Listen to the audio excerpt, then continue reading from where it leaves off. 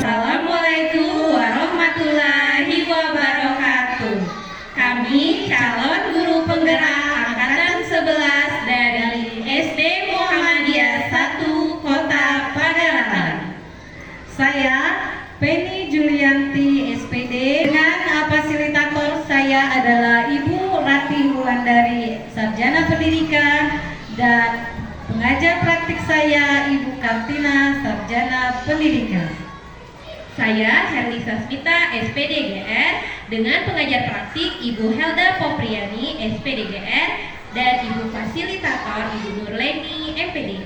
Hari ini kami akan melaksanakan kegiatan desiminasi atau pengimbasan tentang budaya positif di sekolah di SD Muhammadiyah 1 Kota Padalarang. Selamat menyaksikan. Assalamualaikum warahmatullahi wabarakatuh. Alhamdulillahirabbil alamin. Wassalatu wassalamu ala asrofil anbiya'i wal mursalin sayyidina wa maulana Muhammadin wa ala alihi wa sahbihi ajmain. Amma ba'du. Yang terhormat Kepala Sekolah SD Muhammadiyah 1 Padalarang Bapak Sutrisno SPD MPD, dan yang saya hormati Ibu Guru yang sudah hadir pada hari ini. Puji syukur kita panjatkan kehadirat Allah Subhanahu wa Ta'ala yang telah memberikan kita nikmat kesehatan dan kesempatan sehingga kita dapat berkumpul di SD Muhammadiyah 1 Padalarang dalam kegiatan aksi nyata pendidikan guru penggerak desiminasi budaya positif di sekolah. Sholawat dan salam tidak lupa kita haturkan kepada junjungan kita Nabi Muhammad Sallallahu Alaihi Wasallam, dan semoga kita mendapatkan syafaatnya di hari akhir nanti. Amin ya rabbal alamin. Baiklah, langsung saja ke acara yang pertama, yaitu pembukaan. Marilah kita buka acara ini dengan melafazkan lafaz basmalah. Bismillahirrahmanirrahim. Acara yang kedua yaitu sambutan kepala sekolah oleh Bapak Sutrisno SPD MPD. Kepada Bapak disilahkan. Bismillahirrahmanirrahim. Assalamualaikum warahmatullahi wabarakatuh.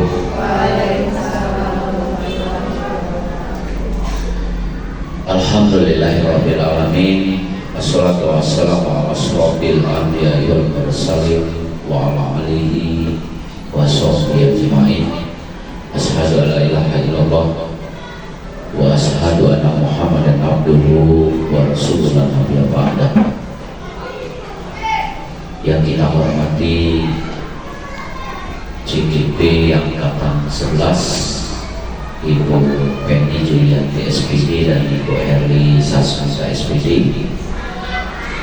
Yang kami hormati peserta kegiatan workshop Fintech workshop desiminasi ataupun pengimbasan kepada guru SD Muhammadiyah dari CGP Angkatan 11 tahun 2024. Puji syukur marilah selalu kita ucapkan atas kehadiran Allah Subhanahu wa Ta'ala, karena atas berkat limpah dan karunia jualan kita semua hingga saat ini masih diberinya kesehatan, kesempatan sehingga dapat melaksanakan kegiatan yang sudah direncanakan, yaitu destinasi dari pengimbasan dari CGP ke guru SD Muhammadiyah 1.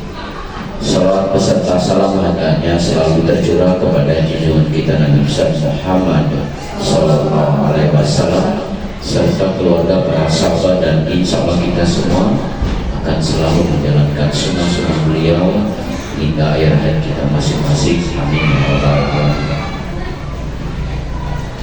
Ibu CGP Angkatan 11 yang saya hormati, peserta kegiatan diseminasi yang kami hormati. Pertama, kami mengucapkan terima kasih kepada CGP Angkatan 11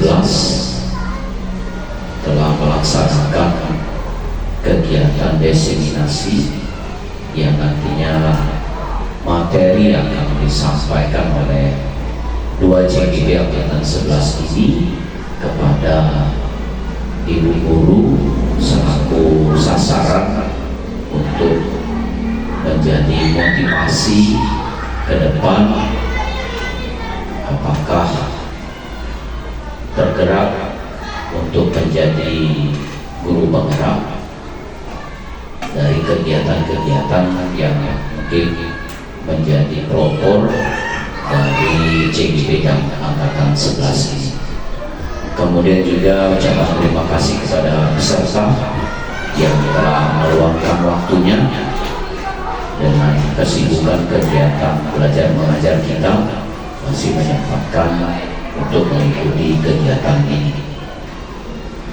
Dan juga kami sampaikan Bapak Ibu seluruh, baik itu CGP maupun peserta, kegiatan-kegiatan yang seperti ini adalah kegiatan-kegiatan yang sangat positif untuk meningkatkan mutu kinerja dari Bapak Ibu semua.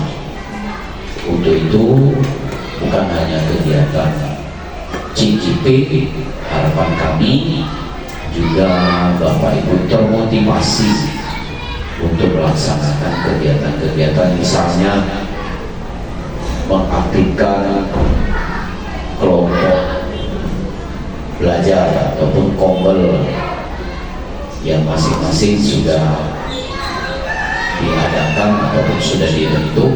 Misalnya ada kelas 1, karena kita kelasnya paralel, ada 4 guru ditambah guru agama, PJOK, sudah ada 6 guru di sini.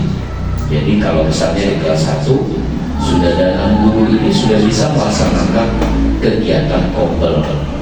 Nah, kegiatan kombel ini sama seperti ini, sama seperti kegiatan ini.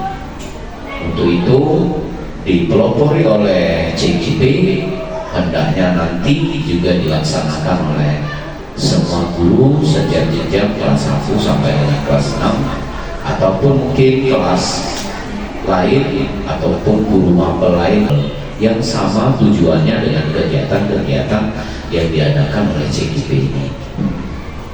Itu harapan kami selaku kepala sekolah untuk meningkatkan mutu kinerja dari Bapak Ibu masing-masing.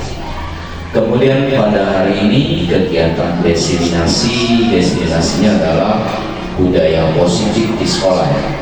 Budaya positif di sekolah tentunya semua jenjang, semua guru bisa mengambil apa-apa materi yang telah disampaikan, nantinya bisa diterapkan.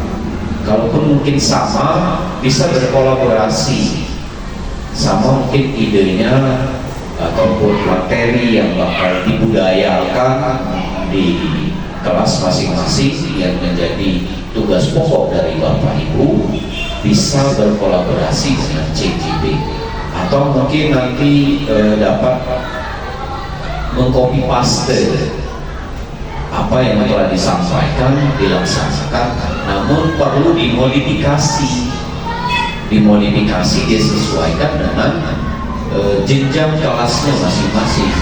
Jadi kegiatan budaya positif yang sudah kita laksanakan di SD Muhammadiyah 1 ini sebenarnya sudah sangat banyak sekali.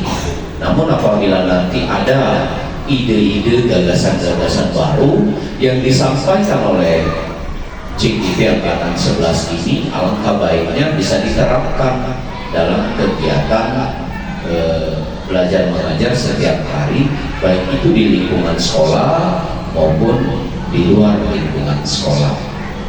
Bapak Ibu hadirin yang saya hormati, tentunya saya selaku kepala sekolah sangat berterima kasih kepada seluruh Bapak Ibu guru, terkhusus kepada CGP Angkatan 11 bisa benar-benar mempraktekkan ataupun melaksanakan apa-apa yang sudah didapat ilmunya dari kegiatan CGP ini dalam kegiatan belajar mengajar di sekolah. Tentunya moto dari guru penggerak adalah bergerak menggerakkan. Artinya kalau itu dibangkitkan ya, tergerak itu ada bangkitannya dari kegiatan CGP ini. Tentunya juga mengimbas kepada Bapak Ibu ataupun Ibu guru yang sering mengikuti kegiatan-kegiatan mereka. Saya mendukung penuh dari kegiatan CGP ini yang nantinya mungkin bisa melahirkan, menelurkan CGP berikutnya untuk di SD Muhammadiyah 1, tentunya untuk manfaat dari sekolah. Saya rasa demikian. Mungkin ada sedikit pantun yang copy paste mungkin dari Banggel buat apa itu namanya, motivasi untuk kita semua. Mau bilang cakep boleh, bantu ya. Oke. Rasanya enak masakan opor, dibawa ibu pergi ke kantor.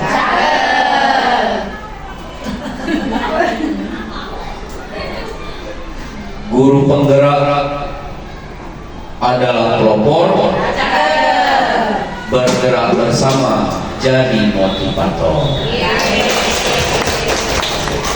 Dengan mengucapkan Bismillahirrahmanirrahim, diseminasi budaya positif di SD Muhammadiyah 1 yang dilaksanakan oleh CGP Angkatan 11 secara resmi dibuka. Kita baca sama-sama, 1, 2, 3. Bismillahirrahmanirrahim. Demikian kami akhiri. Wassalamualaikum warahmatullahi wabarakatuh. Acara yang ketiga yaitu paparan materi yang akan disampaikan oleh Ibu Herli Sasmita SPD dan Ibu Feni Julianti SPD. Kepada Ibu kami persilakan. Baiklah, Bismillahirrahmanirrahim. Assalamualaikum warahmatullahi wabarakatuh. Kepada Bapak Kepala Sekolah yang kami hormati dan juga Ibu Guru yang berkesempatan hadir pada pagi hari ini. Pertama-tama marilah bersama-sama kita haturkan puji syukur kehadirat Allah Subhanahu wa taala, di mana pada pagi hari yang cerah ini kita diberinya kesempatan untuk dapat bersama-sama mengadakan kegiatan diseminasi atau penghibasan budaya positif di SD Muhammadiyah 1 Kota Padalarang. Salawat beserta salam tak lupa juga marilah bersama-sama kita senandungkan kepada junjungan kita Nabi besar Muhammad Sallallahu Alaihi Wasallam, kepada keluarga, sahabat, dan insya Allah kita semua sebagai penerus sunnahnya hingga akhir zaman. Amin amin ya rabbal alamin. Baiklah Bapak dan Ibu, tadi Bapak Kepala Sekolah ada pantun, kami juga tidak mau kalah. Bantu cakep juga Bu ya. Di pinggir jalan ada penjual durian, masak cumi dicampur nasi. Untuk Pak Kepsek yang paling keren, izinkan kami mulai diseminasi.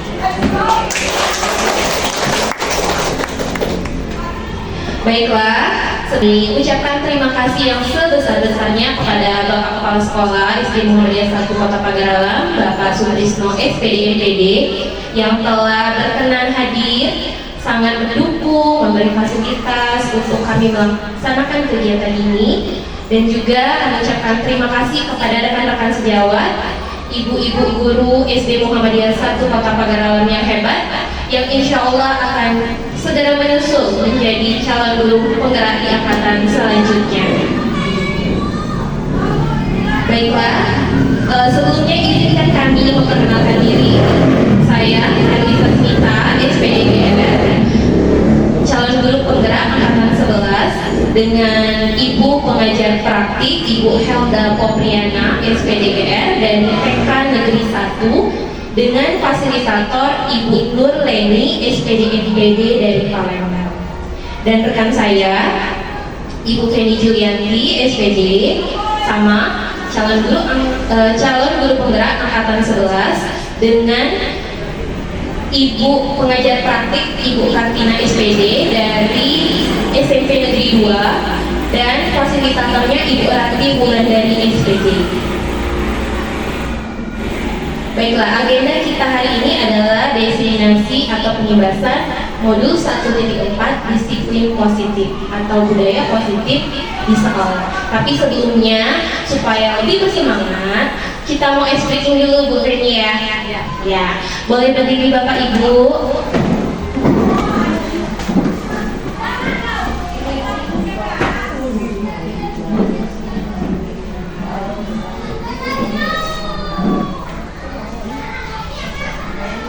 Ikuti gerakannya Bu ya, biar lebih bersemangat lagi. Siap ya?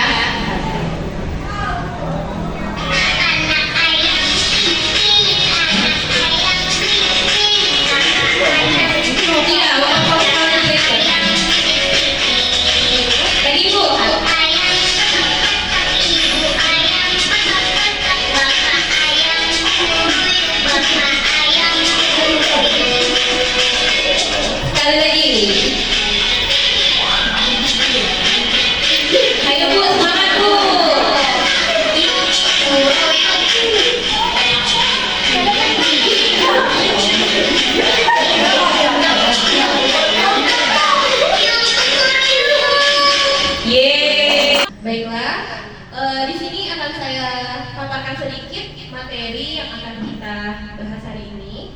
Lebih kurangnya itu ada 8 materi. Yang pertama itu perubahan paradigma belajar, kemudian disiplin positif, motivasi perilaku manusia, kebutuhan dasar, posisi kontrol restitusi, nilai-nilai kebajikan, keyakinan kelas, dan yang terakhir segitiga restitusi.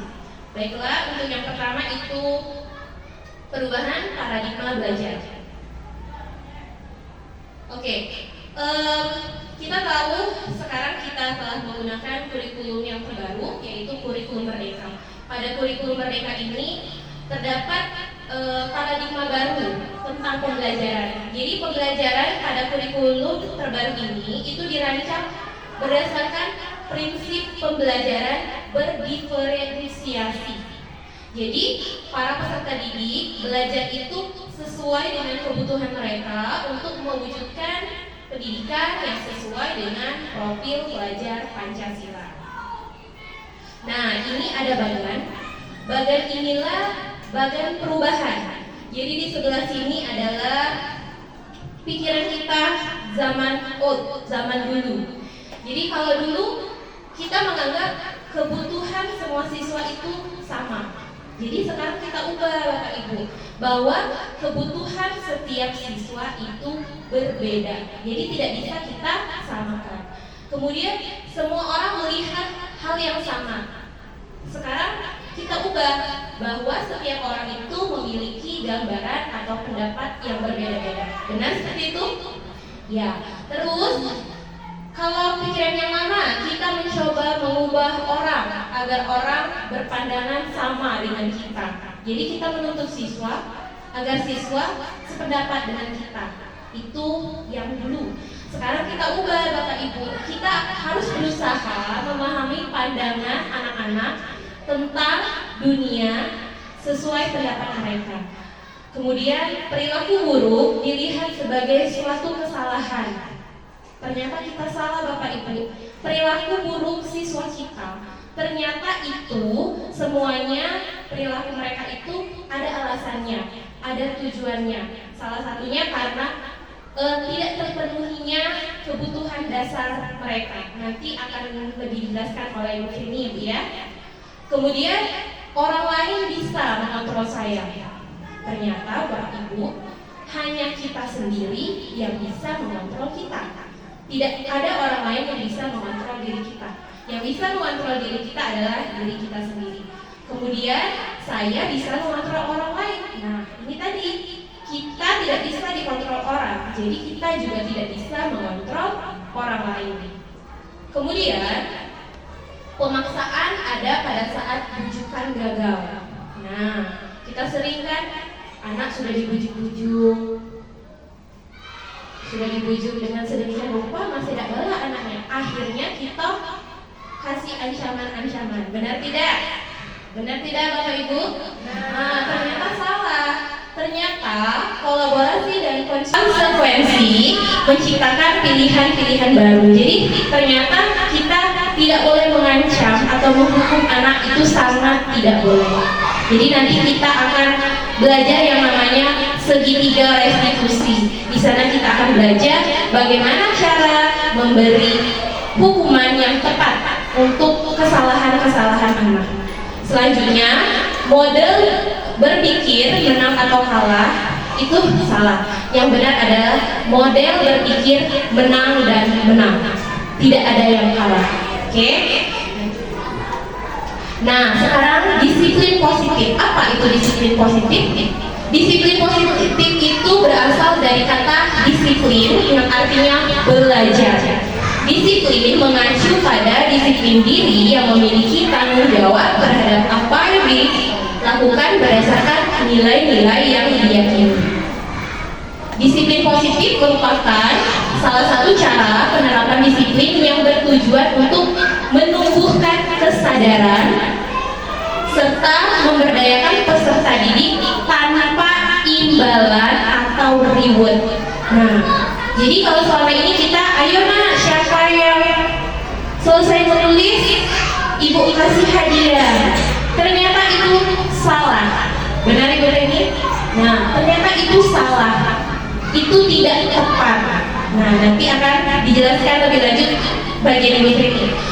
Kemudian sebagai pendidik, tujuan kita adalah menciptakan peserta didik yang memiliki disiplin sehingga mereka berperilaku mengacu kepada nilai-nilai kebajikan. Jadi di sini disiplin positif itu Bapak Ibu, bagaimana cara kita menumbuhkan kesadaran siswa tanpa ancaman, tanpa hukuman, dan tanpa reward. Karena itu pengaruhnya ternyata buruk. Oke, lanjut Bu. Oke, ini bagian Bu Reni. Silakan Bu Reni dilanjutkan. Assalamualaikum warahmatullahi wabarakatuh. Baiklah, saya akan melanjutkan lagi materi yang berikutnya adalah tentang teori motivasi perilaku manusia. Nah, kita sebagai manusia itu ada dua yang ada di dalam diri kita. Yang pertama itu ada motivasi dari luar atau eksternal, dan dari dalam adalah internal. Nah, yang pertama itu ada motivasi eksternal, berarti dari luar diri kita ya. Misalkan untuk menghindari ketidaknyamanan atau hukuman, apa yang akan terjadi apabila saya tidak melakukannya? Berarti itu ada pengaruh dari luar, bukan ada dari dalam diri kita sendiri ya. Kemudian ada lagi contohnya untuk mendapatkan imbalan dari orang lain atau institusi. Apa yang akan saya dapatkan apabila saya melakukannya?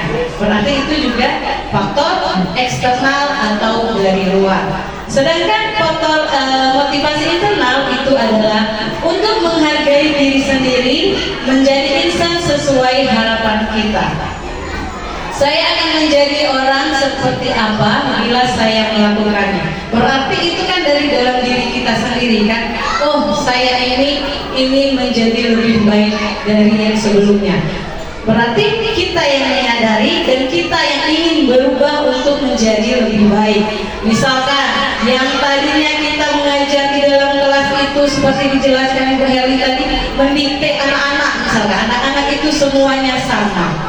Tapi ternyata anak-anak itu memiliki perbedaan, ya. Tidak semua anak itu sama harus kita perlakukan. Ternyata mereka itu perlu perlakuan yang berbeda-beda antara anak yang pertama, yang kedua, dan seterusnya. Nah, kemudian ada nilai-nilai kebajikan. Nah, apa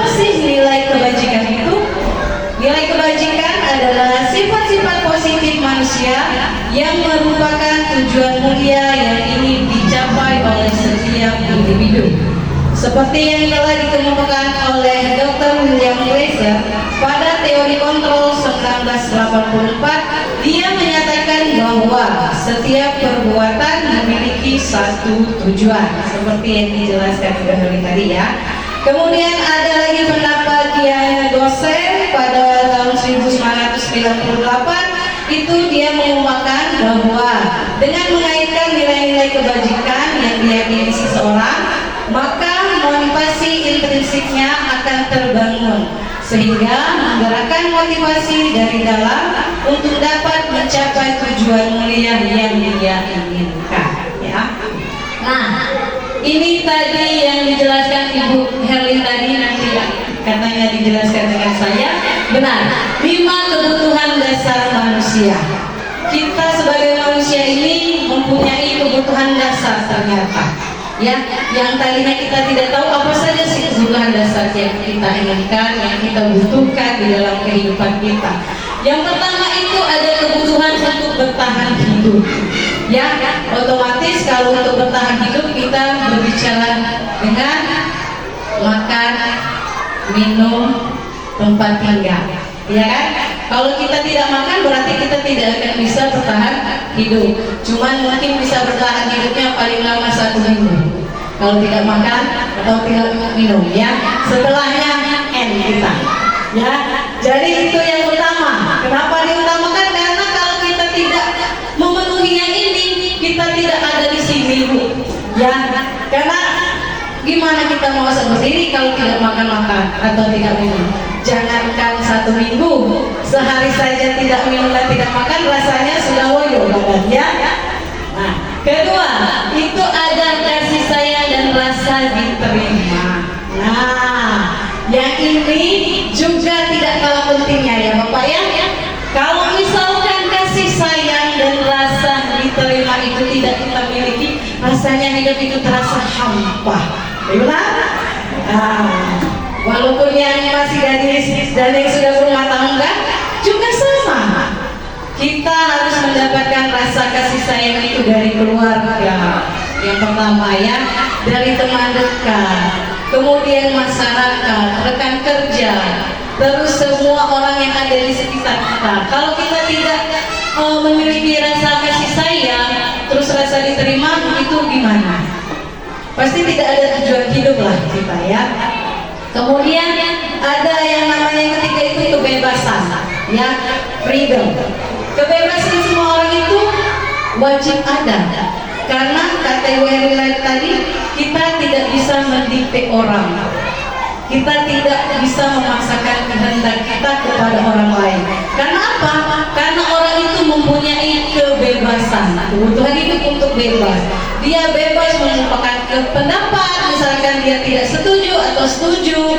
Kemudian dia juga bebas memilih apa yang dia inginkan. Misalkan tidak usah jauh-jauh, memilih pasangan saja kita bebas, benar kan?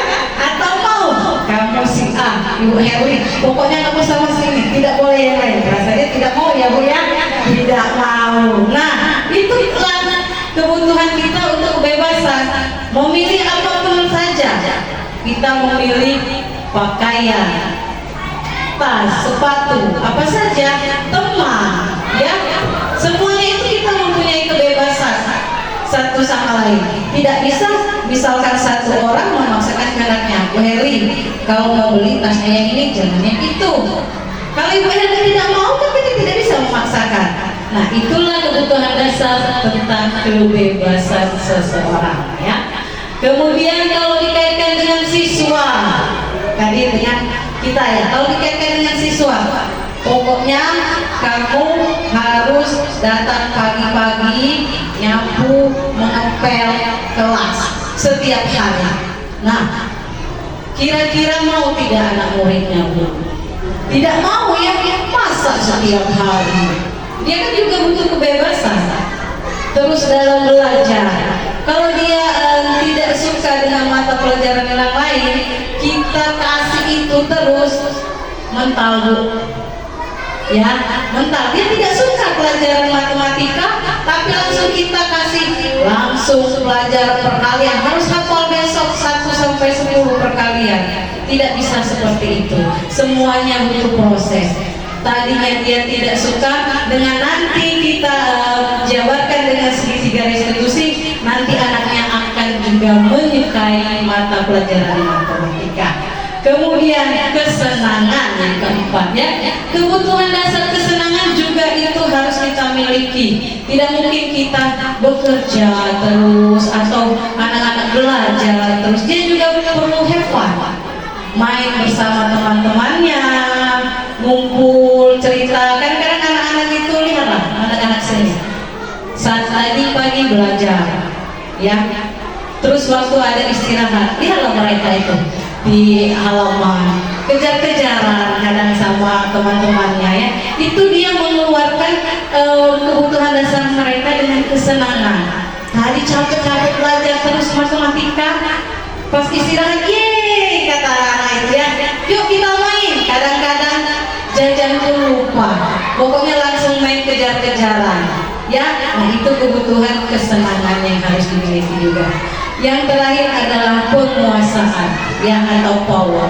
Itu juga tidak kalah pentingnya, ya, penguasaan terhadap kemampuan diri mereka masing-masing. Seperti mereka mampu tidak dengan belajar menguasai mata pelajaran tertentu yang memang mereka inginkan. Misalkan dia tidak menyukai pelajaran matematika, mungkin ada pelajaran lain yang mereka senangi pasti, yang mereka memang benar-benar bisa. Tidak bisa dengan mata pelajaran yang susah seperti matematika. Siapa tahu dia itu mahir dalam bidang kesenian, ya, bidang seni. Dia pintar dalam mewarnai, ya. Itu juga penguasaan terhadap apa yang dia bisa miliki, ya. Nah, ini contohnya, ya, ada beberapa pertanyaan, ya. Tadinya itu kita tidak tahu kebutuhan dasar mana yang dia ingin nih dari anak. Yang tadi ternyata dia itu melakukan sesuatu hal itu pasti ada tujuannya, ya. Dia tidak mungkin melanggar sesuatu tanpa ada tujuan, ya. Contohnya saja, misalkan ibu guru tidak menyapaku hari ini, padahal aku pakai jepit rambut baru. Kebutuhan dasar yang mana kira-kira dari 5 tadi yang dibutuhkan oleh anak ini? Kira-kira gimana? Kasih sayang. Kecewa dia, padahal dia sudah memakai jepit baru dari rumah. Dia itu berharap kita, oh ya Allah, Masya Allah, nak, jepitnya bagus sekali. Jadi anak-anak itu merasa disayangi oleh gurunya. Yang berikutnya, aku bosen, masa belajarnya cuma gitu-gitu aja, dengerin ibu gurunya aja. Kira-kira ini kebutuhan dasar yang mana? Apa? Kebebasan. Nah, yang saya jelaskan tadi, dia bosan, masa belajar itu terus, katanya. Saya ini mau yang lain juga, mau mendapatkan ilmu yang lain. Mungkin kalau ngajarnya itu lagi bu lagi bu, bosan mereka. Jadi ingin bebas, mau mendapat yang lain lagi, ya, seperti itu. Ya, kita berikan kepada Ibu Hemas. Oke, terima kasih Bu Penny. Mungkin sedikit pesan dari fasilitator kami waktu Rukol, Bu, ya. Dia mengatakan, katanya setiap siswa kita itu datang ke sekolah tidak semuanya siap untuk belajar. Karena jika satu saja kebutuhan dasar mereka tidak terpenuhi, maka mereka akan menuntut itu, akan mencari itu di sekolah. Jadi tugas kita sebagai guru untuk memenuhi itu, ya. Oke, sekarang posisi kontrol restitusi. Posisi kontrol ini adalah posisi kita menempatkan diri kita sebagai guru kepada anak-anak yang bermasalah. Di mana posisi kita seharusnya? Nah, Ada 5 posisi Bapak Ibu. Yang pertama adalah posisi penghukum. Posisi penghukum ini adalah guru yang biasanya suka mancem, suka langsung marah-marah, langsung tiba-tiba anaknya tidak tertib, langsung dikasih hukuman yang tidak sesuai. Misalnya anak tidak berdoa dengan baik, tiba-tiba disuruh langsung lari keliling lapangan atau hormat ke tiang bendera seharian, padahal dia tidak berdoa. Itu sangat tidak tepat dengan perbuatan yang dia lakukan. Jadi carilah hal-hal yang lebih masuk akal. Kemudian pembuat rasa bersalah. Pada posisi ini, guru itu sering mengucapkan kata-kata yang seolah-olah merendahkan anak, membuat anak merasa dirinya itu orang yang paling bersalah. Kata-katanya misalnya seperti ini Bapak Ibu, kamu sudah melanggar peraturan, konsekuensinya apa? Kamu tidak kasihan sama ibu misalnya, sudah mengajar, suara ibu sudah habis, kamu masih nggak dengar. Nah, ternyata Bapak Ibu, yang kita lakukan itu sudah sangat membuat anak merasa dirinya bersalah, membuat anak merasa dirinya rendah, dan benar-benar membuat orang kecewa. Itu posisi kita di pembuat rasa bersalah. Kemudian ada lagi posisi pemantau. Pada posisi pemantau ini, kita memantau anak, suka mencatat anak yang kita namanya saja pemantau. Bagaimana itu memantau kan? Jadi anak melakukan apa itu sering kita catat, biasanya di buku. Nah, itu posisi pemantau. Kemudian di posisi teman, kita memposisikan diri kita sebagai teman mereka. Misalnya anak tidak mau menulis, ayo nak sini nulis di depan sama ibu. Kita mendekati anak sebagai teman mereka. Selanjutnya yang terakhir adalah posisi manajer. Kalau posisi manajer ini Bapak Ibu, itu kita memposisikan diri sebagai manajer mereka. Kita yang mengarahkan anak, lebih tepatnya bagaimana cara belajar yang baik sesuai dengan kebutuhan mereka, dan kita tidak menghindari sekali yang namanya menghukum, berkata yang membuat mereka bersalah. Itu ada di posisi manajer. Contoh kata-katanya, apakah kamu tahu misalnya anaknya telat misalnya, kita tanya dulu anaknya, kamu tahu nggak tadi apa kesalahannya? Nah, jadi kita yang menumbuhkan rasa biar anak pun mengetahui kesalahannya sendiri, bukannya kita yang langsung telat ini langsung panjang. Nah, itu kan membuat anak langsung down. Kalau posisi manajer, kita yang membuat anak menyadari sendiri kesalahan mereka. Oke, lanjut di keyakinan kelas. Nah, keyakinan kelas itu adalah turunan dari yang namanya peraturan. Turunan dari peraturan sekolah atau peraturan kelas. Nah, kalau peraturan itu sifatnya memaksa, benar tidak? Ada peraturan berarti kalau tidak diindahkan, tidak dilaksanakan, maka akan mendapat hukuman atau sanksi. Sedangkan keyakinan kelas ini adalah hal-hal yang dibuat bersama-sama oleh guru dan juga warga kelas yang terlibat, yaitu anak-anak. Bisa juga keyakinan sekolah ini Pak. Peraturan itu bisa kita ubah jadi keyakinan sekolah. Jadi keyakinan sekolah itu dibuat oleh warga sekolah.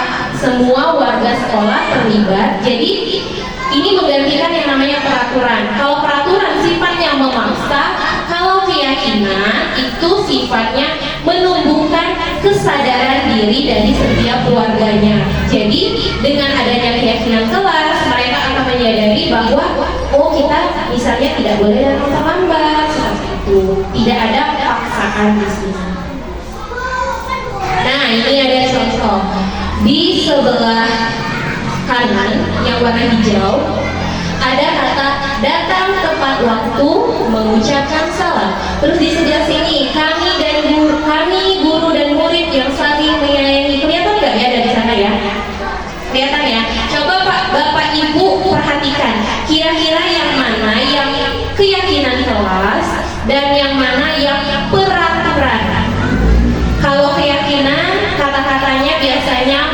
positif, lebih positif.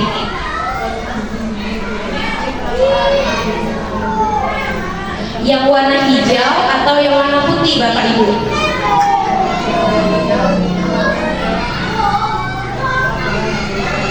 Yang sebelah ini peraturan atau keyakinan? Yang hijau apa? Peraturan. Kalau yang putih keyakinan. Ada yang bisa bantu menjelaskan kenapa yang hijau itu peraturan? Ya, Ibu Ika.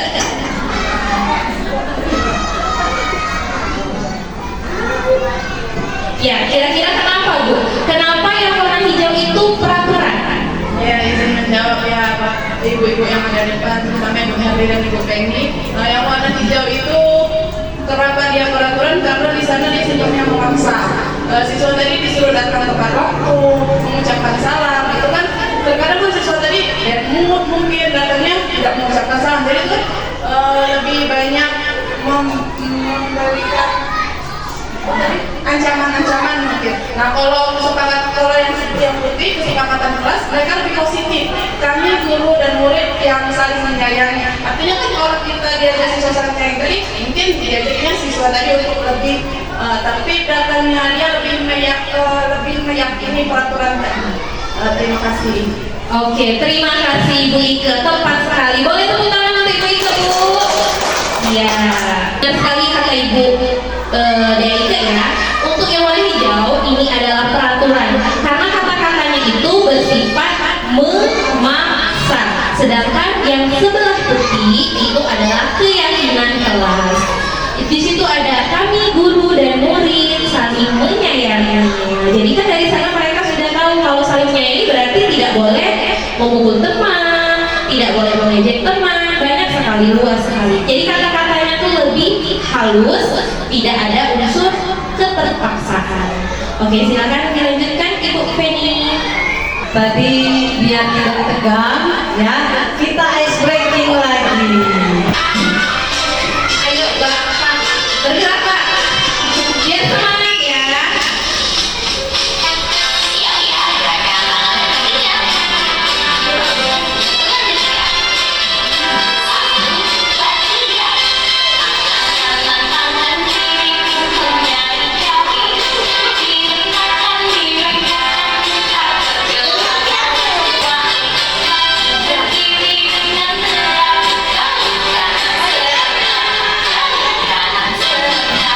Tangan untuk kita semua.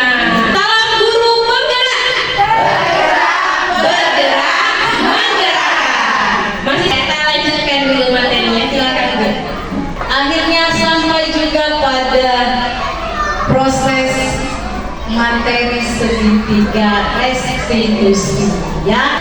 Pada saat segitiga restitusi ini kita ketahui, kita perdalami, kita bisa tadi yang namanya mengetahui anak tadi melakukan kesalahan itu karena apa ya. Nah, sebelum itu kita tanya apa dulu yang disebut dengan restitusi ya. Restitusi itu adalah proses menciptakan kondisi bagi murid untuk memperbaiki kesalahan mereka sehingga mereka bisa kembali pada kelompok mereka dengan karakter yang lebih kuat. Ini dikutip dari dosen tahun 2004 ya.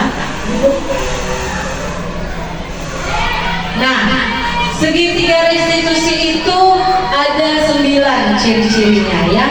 Yang pertama itu bukan untuk menebus kesalahan, namun untuk belajar dari kesalahan. Ya, di sini kita menumbuhkan rasa itu kepada anak. Ya. Kemudian yang kedua adalah memperbaiki hubungan. Memperbaiki hubungan tadi antara siswa dengan guru. Yang tadinya kita hanya menghukum, terus dia akhirnya takut kepada kita kan. Nah, kita perbaiki hubungan seperti itu ya. Kemudian tawaran bukan paksaan. Nah, di sini kita menawarkan solusinya itu seperti apa kepada siswanya sendiri. Bukan kita yang memaksa mereka untuk berubah, tapi kita bangun perilaku anak itu, kita tanya bagaimana solusinya, ya. Yang keempat ada restitusi, menuntun untuk melihat ke dalam diri. Ya, di sini kita menuntun murid itu untuk menggali yang ada di dalam dirinya saat dia melakukan kesalahan itu seperti apa sebenarnya. Ya. Kemudian yang kelima itu restitusi, mencari kebutuhan dasar yang mendasari tindakannya. Nah, kita gali kebutuhan dasar apa yang sebenarnya tidak terpenuhi di rumah tadi dan akhirnya dia membuat kesalahan di sekolah. Ya, kita gali itu kepada murid-murid kita. Kemudian yang keenam ada restitusi diri, adalah cara yang paling baik untuk memperbaiki diri. Nah, ini kita nasihatin anaknya itu jangan langsung membuku, langsung mendikte anak ini salah. Tidak, kita ajar dulu biar bersolusi dulu, ya, kita cari bagaimana baiknya untuk menyelesaikan masalah yang terjadi. Kemudian restitusi fokus pada karakter, bukan tindakannya. Nah, ini kita kadang salah. Kadang-kadang kita ini lihat karakter siswanya tadi berbeda dengan tindakannya. Kadang ada karakter siswanya itu yang tidak terlalu menonjol, yang misalkan anak ini kelas pendiam, ya, pendiam, tapi kok dia bisa melakukan kesalahan. Nah, di situ kita akan lihat nanti perbedaannya seperti apa, ya. Kemudian ada restitusi, fokus pada solusi. Nah, yang fokus pada solusi ini setelah kita menggali apa kesalahannya anak itu, kita fokus pada solusi apa yang akan dia cari dalam dirinya untuk memperbaiki kesalahan yang telah dia lakukan, ya. Kemudian yang terakhir adalah restitusi, mengembalikan murid yang berbuat salah pada kelompoknya. Jadi jangan terlalu lama ditahan dia di kantor, ya Bapak Ibu, ya. Yang lain itu nanti kalau itu kenapa sih kepo, ya. Ya, setelah kita gali kesalahannya, kita dapatkan solusinya, kita tahu nanti depannya seperti apa, kita suruh kembali lagi ke kelas masing-masing, belajar seperti biasa atau bermain seperti biasa, seperti tidak terjadi apa-apa, ya. Nah, segitiga restitusi. Dikatakan segitiga berarti ada 3 komponen yang ada pada segitiga restitusi.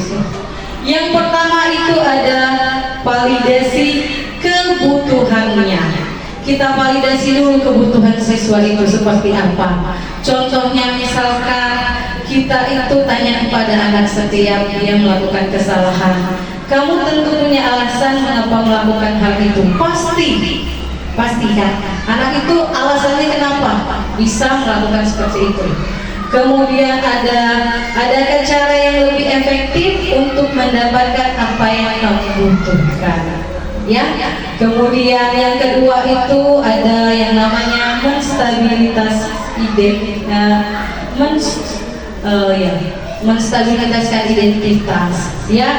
Menstabilkan identitas itu misalkan kita berbicara kepada anak itu, jangan langsung menghukumnya, itu kita tanya, karena kita itu semuanya punya kesalahan, pernah melakukan kesalahan. Tidak ada satu orang pun yang tidak pernah melakukan kesalahan, ya. Jangankan murid, kita saja juga pernah berlaku salah. Jadi kan dari situ anak tadi merasa tidak terbebani dengan kesalahannya. Oh iya, seperti itu kan. Jadi anak itu merasa rendah, ya. Tidak berarti rendah, bukan direndahkan, ya. Lain artinya direndahkan dengan rendah, ya. Kemudian yang terakhir itu adalah menanyakan keyakinan, ya. Nilai-nilai apa yang telah disepakati antara kita dan murid tadi, seperti yang dijelaskan oleh Bu Erwi tadi, ada kesepakatan kelas, ya. Kira-kira kesalahan yang dia lakukan tadi sudah melanggar kesepakatan kelas yang ada di kelas atau tidak, ya. Kemudian kamu ingin menjadi orang seperti apa? kita tanyakan juga kepada siswanya untuk mencairkan suasananya, ya. Itulah segitiga restitusi. Nah, ini yang pertama, menstabilkan identitas. Ya, kita menstabilkan identitas anak itu, contohnya untuk membuat murid itu merasa gagal karena berbuat salah menjadi positif terhadap dirinya. Tidak dia langsung down, ya, aku ini melakukan kesalahan berarti sangat salah, tapi tidak, ya. Contohnya tadi yang saya katakan, kan kita bisa mengatakan kepada murid itu, berbuat salah itu hal yang manusiawi, misalkan, ya. Jangan langsung nanya, kamu ini melakukan kesalahan apa, ini pakai lebar biasanya, ya. Kalau kita anak melakukan kesalahan biasanya dulu seperti itu, ya. Saya juga seperti itu. Sebelum saya belajar segitiga restitusi, saya seperti itu, ya. Langsung tahu anak yang melakukan kesalahan, langsung kita, kamu ini sudah tahu tidak ini. Nah, jadi anak itu langsung down, ya. Kemudian ada lagi kata-katanya, misal tidak ada manusia yang sempurna, nak. Ibu pun juga tidak sempurna, ya. Pernah berbuat salah juga. Nah, yang kedua ada validasi tindakan yang salah. Di sini membantu murid menggali basic need atau kebutuhan yang ingin dipenuhinya ketika melakukan kesalahan tadi, ya.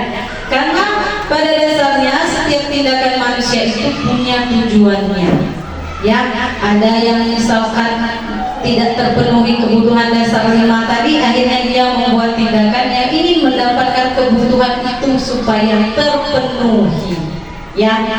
Contohnya misalkan kita sebagai guru berkata, misal, kamu bisa saja kan melakukan hal yang lebih buruk, tapi kamu tidak melakukannya, kan? Nah, berarti kan dia merasa, oh, yang saya lakukan ini tidak terlalu fatal, ternyata saya sudah syukur, misalkan sama guru.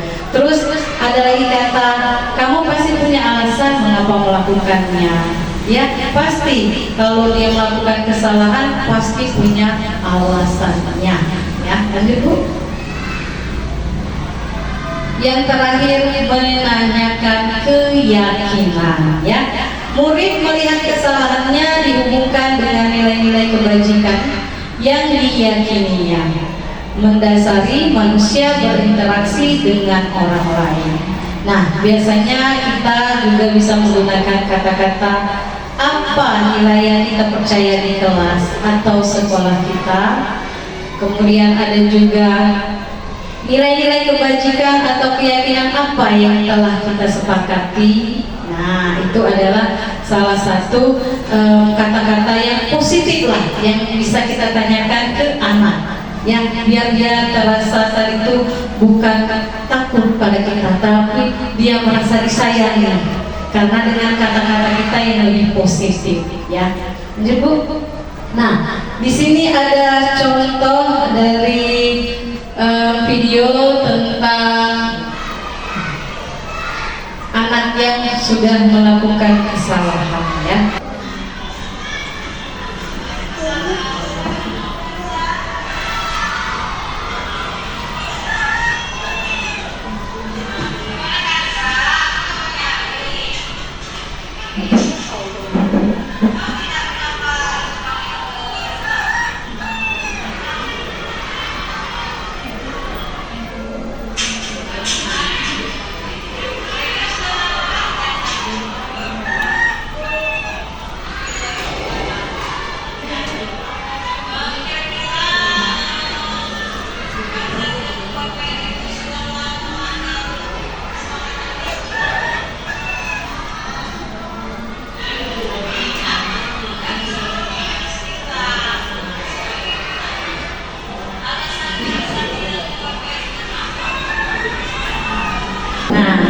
Itu adalah salah satu contoh penerapan segitiga restitusi ini, ya, yang dimana kita memanggil siswa tadi supaya tidak takut. Pasti panggil tuh, takutnya nanti pasti kena hukuman ini itu. Padahal kita tidak boleh menghukum, ya. Jadi kita ajak anak tadi berbicara seperti teman.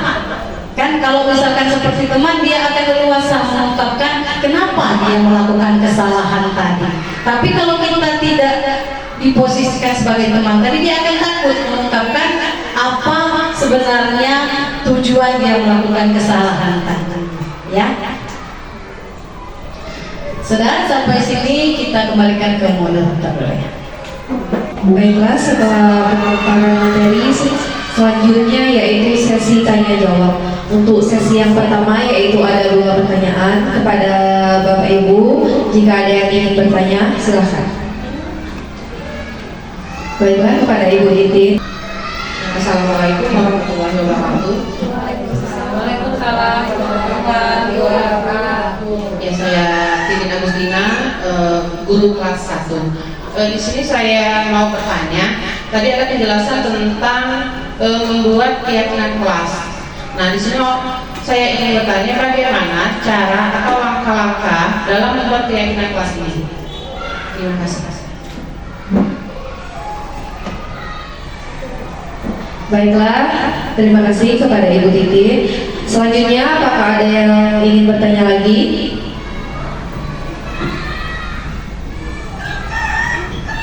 Kepada Ibu atau Bapak? Kepada Ibu Dewi?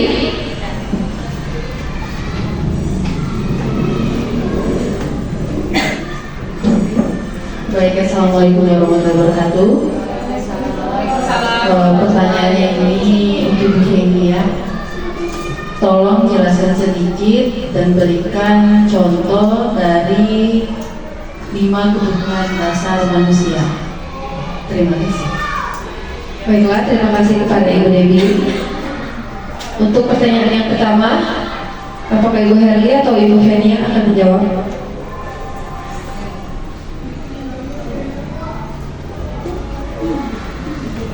Baiklah, untuk saya akan coba menjawab untuk pertanyaan dari Ibu Titin Agustina SPD. Pertanyaannya tadi, bagaimana cara atau langkah-langkah dalam membuat keyakinan kelas? Baiklah, di sini saya akan coba menjelaskan. Ada lebih kurang 6 langkah dalam membuat keyakinan kelas. Hal yang pertama yang harus kita laksanakan dalam membuat keyakinan kelas itu adalah dengan mempersilahkan warga kelas. Kalau kita mau buat kesepakatan kelas ya, kalau kita mau buat kesepakatan sekolah berarti warga sekolah. Jadi kita ambil contoh keyakinan kelas ya. Jadi kita mempersilahkan anak-anak kita seluruhnya termasuk kita sendiri itu untuk mengemukakan pendapat. Kira-kira apa saja hal-hal apa yang ingin kita sepakati bersama? Misalnya tidak datang terlambat, atau berdoa dengan tertib, atau apa saja. Beri motivasi anak untuk mereka berani mengemukakan pendapat mereka. Itu langkah yang pertama. Kemudian langkah yang kedua, setiap pendapat anak, setiap pendapat warga kelas itu semuanya dicatat. Bisa kita sendiri kalau anak kelas 1 mencatatnya di papan tulis, atau jika anak yang sudah kelas tinggi, kita bisa menyiapkan kertas pop-it seperti yang warna-warni, kita bawa karton misalnya. Jadi setiap anak kita kasih 1 kertas, kita sudah silakan Mak, kalian buat apa yang ingin kalian sepakati untuk di kelas kita supaya kita belajar bisa lebih nyaman di kelas. Jadi mereka menuliskan 1 persatu dan kita tempelkan di karton atau juga bisa di papan tulis. Jadi semua orang itu berkesempatan untuk berpendapat, memberi pendapatnya mereka masing-masing. Kemudian langkah yang ketiga yaitu dari seluruhnya itu biasanya itu pasti ada yang sama. Pasti ada yang sama kan? Misalnya Mas Ayu misalnya dengan Talita pendapatnya sama. Jadi kita kelompokkan dulu. Kita kelompokkan yang mirip-mirip, yang hampir sama itu kita kelompokkan. Setelah kita kelompokkan, barulah kita kita ubah kata-katanya menjadi kata-kata yang lebih positif, yang tidak memaksa. Nah, seperti yang sudah kita contohkan tadi kan. Jadi kata-katanya itu kita ubah menjadi kalimat positif, kalimat yang kesannya tidak memaksa. Setelah itu, yang keempat itu kita tinjau ulang. Hal-hal yang sudah kita ubah jadi kalimat positif tadi kita tinjau ulang, lalu kita ajak siswa untuk menggali nilai-nilai kebajikan apa yang kita dapat jika kita melaksanakan keyakinan tersebut. Misalnya, tidak membuang sampah pada tempatnya. Nilai kebajikannya itu berarti apa? Untuk kesehatan. Nah, seperti itu. Jadi kita buat anak-anak mengetahui kalau kita keyakinannya ini, manfaatnya ini. Jadi biar mereka lebih paham lagi. Selanjutnya, dari kesepakatan tadi, dari yang mereka ajukan, itu kita pilih dan pilih kembali. Namanya keyakinan kelas. Jadi semua warga kelas harus menyetujui kan, harus sama-sama sependapat. Jadi kita pilih keyakinan kelas itu, Bapak Ibu, tidak usah banyak-banyak. Itu biasanya 3, paling banyak 7 saja. Kalau terlalu banyak nanti malah bingung sendiri anak-anak kan. Jadi paling banyak itu 7 saja keyakinan kelasnya. Nah, kita pilih, kita ajak anak-anaknya. Kalau keyakinan kelas kita seperti ini misalnya, kalian setuju tidak? Nah, kalau semuanya sudah setuju, baru kita ambil jadi keyakinan kelas kita. Lalu, kalau sudah anak-anak sudah setuju, sudah disepakati bersama-sama, tidak apa-apa. Kita biar anak-anak tambah ingin bertanggung jawab, memunculkan sifat disiplin mereka dan menumbuhkan tanggung jawab mereka, kita tanda tangani bersama. Jadi di kesepakatan itu kita buat sekreatif kita buat di poster, buat keyakinannya apa saja, lalu kita tanda tangani. Jadi nanti kalau ada yang melanggar, bisa kita anak-anak kita ajak menggunakan penerapan segitiga restitusi yang seperti dijelaskan Ibu Feni. Berarti kita gali keyakinan kelas apa yang sudah dia langgar. Oke, mungkin itu saja Ibu Titin. Terima kasih. Baiklah, kepada Ibu Titin, apakah sudah jelas atau masih ada yang ingin ditanyakan? Sudah jelas, terima kasih. Baiklah, pertanyaan yang kedua akan dijawab oleh Ibu Feni. Kepada Ibu Feni, disilahkan. Oke, baiklah, saya akan menjawab pertanyaan Ibu Dewi itu secara lebih spesifik lagi. Ya, misalkan tadi pertanyaannya tentang 5 kebutuhan manusia. Ya, yang pertama itu kebutuhan bertahan hidup itu sifatnya itu fisiologis ya Bu. Fisiologis, tentang kesehatan juga masuk di situ. Jadi memang kebutuhan yang harus kita dapatkan dan kita penuhi. Kemudian yang kedua itu kasih sayang, itu sifatnya psikologis ya, karena itu ada dalam diri kita. Kita itu ingin diterima dalam suatu hubungan koneksi sosial misalkan, atau rekan-rekan atau teman-teman ya, itu yang bersifat tentang fisiologis ya. Kemudian kebebasan itu adalah kebebasan untuk menentukan pilihan mana yang dia inginkan. Yang keempat tentang kesenangan, otomatis kalau kesenangan itu yang ada dalam psikologis juga ya. Tertawa, kita bercerita bercengkrama dengan keluarga, teman ya, sekedar ngobrol sampai cerita, anak-anak bermain, tertawa, itulah yang disebut dengan kesenangan. Kemudian yang kelima itu penguasaan. Dari dia mempunyai suatu kompeten atau keterampilan yang dia miliki, dia juga butuh diakui atas prestasinya.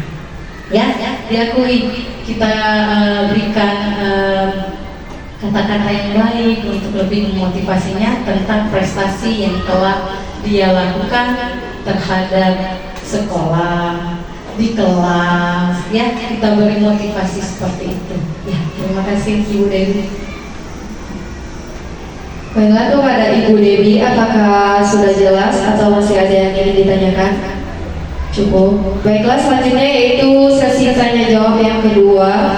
Kepada Bapak Ibu, apakah ada yang ingin bertanya? Ibu Madian. Baiklah, Assalamualaikum warahmatullahi wabarakatuh.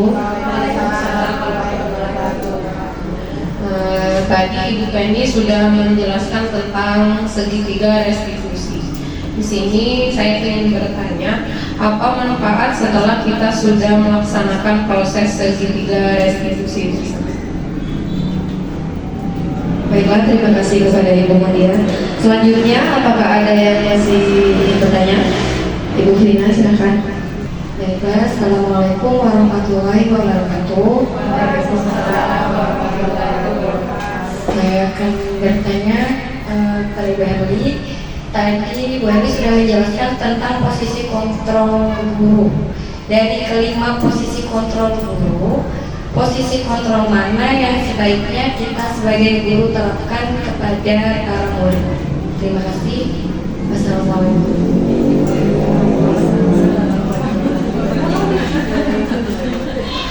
Baiklah, pertanyaan yang pertama akan dijawab oleh Ibu Feni. Kepada Ibu Feni, disilahkan. Baiklah, terima kasih atas pertanyaannya. Saya akan mencoba menjawab pertanyaan dari Ibu Made yang tentang manfaat setelah melaksanakan segitiga restitusi tadi ya. Terutama manfaat untuk saya setelah saya mengetahuinya, itu sangat bermanfaat sekali untuk membina hubungan kita dengan murid. Ya, akhirnya setelah kita melakukan proses segitiga restitusi tadi, otomatis tadi murid tadi sudah tidak takut dengan kita. Bukan berarti takut dia akhirnya melawan atau tidak, tapi dia merasa kita kalau dia melakukan kesalahan itu kita seperti temannya. Dia bisa curhat dengan kita. Kita gali tadi masalahnya apa, solusinya kita juga suruh dia yang mencari. Akhirnya kita dapatkan seperti apa ke depannya. Jadi anak itu lebih dekat dengan kita.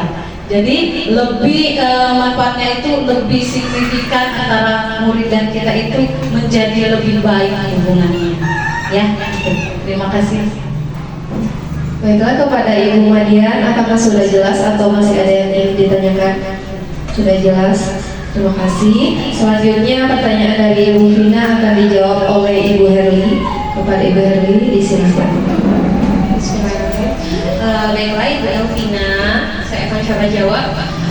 Oke, posisi kontrol guru.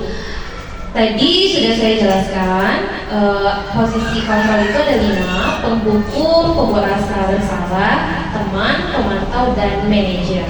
Yang paling baik untuk kita terapkan dan juga sudah kami coba itu adalah posisi kita sebagai manajer.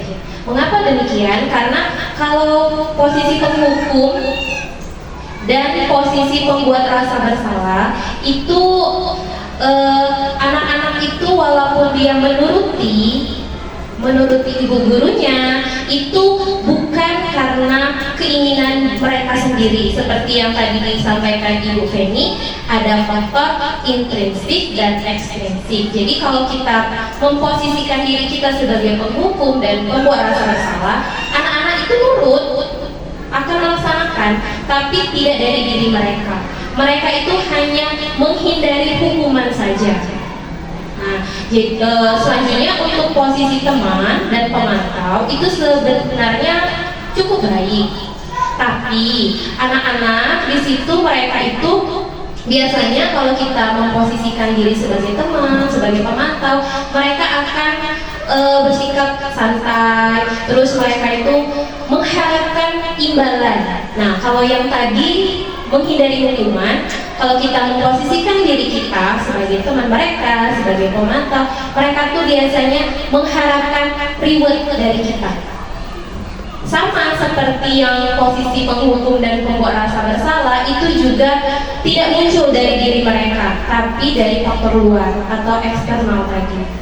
Jadi ini sudah cukup baik sebenarnya kita memberikan reward anak-anak, tapi jangan sering-sering Bapak Ibu, karena kalau kita setiap pelajaran misalnya kalau kelas 1 kan sering kita kasih bintang gitu ya, nah itu jangan sering-sering. Kalau tiap hari kita kasih bintang, jadi mereka melaksanakannya itu hanya untuk dapat bintang, bukan karena kesadaran mereka sendiri. Tapi kalau posisi manajer, inilah yang diinginkan, inilah kita seharusnya. Jadi kalau posisi manajer, kita bertindak sebagai manajer mereka, kita yang bukan mendikte mereka, tapi mengarahkan mereka supaya menjadi lebih baik. Misalnya mereka tadi ada kekurangan kebutuhan dasar, kita bisa mengetahuinya dengan cara yang lebih manis, tidak dengan kata-kata kasar. Kemudian kita yang bertindak untuk mencarikan solusi anak bersama. Jadi dari permasalahan anak tadi, kita dekati mereka, kita gali informasi apa kebutuhan sebenarnya, alasan mereka melakukan kesalahan, dan kita bukan kita yang mencarikan solusi, tapi kita membuat anak itu sendiri yang mencari solusi terbaik menurut mereka. Jadi kita ajak anak-anak, kita rangkul anak-anak. Jadi dari kelima posisi kontrol ini, marilah kita sama-sama memposisikan diri kita sebagai manajernya anak-anak, bukan penghukum, bukan pembuat rasa bersalah, bukan teman, boleh teman, tapi jangan terlalu, karena akan membuat mereka merasa itu tadi pada santai, cuma untuk dapat reward semata. Mungkin itu saja Ibu Vina. Terima kasih. Baiklah, kepada Ibu Vina, apakah sudah jelas atau masih ada yang ingin ditanyakan? Sudah jelas, terima kasih. Selanjutnya, materi selanjutnya akan disampaikan oleh Ibu Feni. Refleksi kita pada hari ini adalah hal baru apa yang mengubah paradigma saya yang saya dapatkan dari hasil pertemuan kita hari ini. Kira-kira ada yang bisa menjawab dari ibu-ibu guru yang ada di sini? Ya, terima kasih Kakak. Ibu Titin, boleh maju Bu ke depan Ibu Titin. Ya, baiklah, saya akan mencoba ya. Di sini yang saya dapat dari penjelasan dari Bu Herlian tentang keyakinan kelas, dari keyakinan kelas dengan kesepakatan kelas. Kalau keyakinan kelas tadi itu sifatnya itu kesadaran yang muncul dari diri sendiri atau dari diri siswa. Kalau dari segi tiga restitusi tadi, misalnya kalau ada siswa melanggar keyakinan kelas, itu kita tidak langsung memarahi, tapi kita memanggil siswa tersebut dan memberi arahan, terus kita menerapkan segitiga restitusi. Itu saja ya Ibu. Terima kasih. Terima kasih banyak Ibu Titin. Oke, baiklah, terima kasih banyak untuk Ibu Titin. Dari penjelasan kami tadi sudah panjang kan lebar hari tinggi. Jadi kami harap tujuan dari kegiatan ini adalah merubah paradigma kita tentang kesalahan-kesalahan anak. Jadi kesalahan anak itu semuanya Bapak Ibu ada alasan, ada tujuan. Tadi yang seperti saya bilang, tangki cinta mereka, tangki kebutuhan mereka tuh datang ke sekolah itu tidak semuanya terpenuhi. Jadi kalau mereka tidak mendapatkan itu di rumah, mereka akan menuntut itu, mereka ingin mendapatkan itu di sekolah. Jadi mari sama-sama kita merubah pola pikir kita, mari kita merubah posisi kontrol kita, dan mari kita sama-sama buat keyakinan kelas di kelas kita masing-masing, karena sangat mengasihkan Bapak Ibu. Anak-anak jadi lebih menyadari sendiri nanti. Saya sudah coba menerapkan di kelas. Kemudian mari juga sama-sama kita menerapkan segitiga restitusi untuk kasus-kasus yang terjadi pada anak-anak kita. Mungkin itu saja Bapak Ibu dari kami berdua. Boleh pantun enggaknya? Boleh. Jalan-jalan ke kota tua, tidak lupa membeli serasi. Semoga bermanfaat untuk semua. Cukup sekian dan terima kasih. Acara yang terakhir yaitu penutup. Marilah kita tutup acara ini dengan melafazkan lafaz hamdalah. Alhamdulillahirabbil alamin. Baiklah, saya selaku moderator mohon maaf apabila ada salah kata. Saya akhiri. Wassalamualaikum warahmatullahi wabarakatuh.